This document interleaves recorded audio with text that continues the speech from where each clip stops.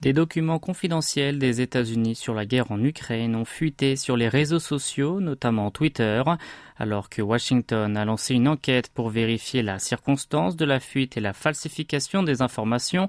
Les médias américains ont rapporté que ces données montrent que ce dernier a mis sur écoute plusieurs de ses alliés, dont la Corée du Sud. Selon le New York Times, Séoul s'est entretenu sur le fournissement des obus à Kiev, malgré son principe de ne pas livrer d'armes létales, et les officiels du pays du matin clair ont éprouvé des inquiétudes quant à l'éventuelle pression du président américain Joe Biden sur son homologue sud-coréen Yoon Suk-yeol. Un des dossiers qui a fuité relate que l'ancien conseiller à la sécurité nationale Kim Song-han a émis des craintes au sujet du soutien militaire.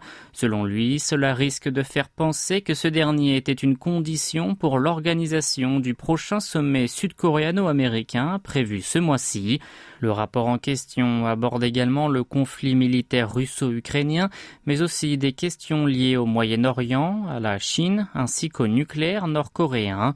Le document indique que les USA ont collecté ces données via le renseignement d'origine électromagnétique, la méthode utilisée par la CIA pour espionner les téléphones et les messages électroniques.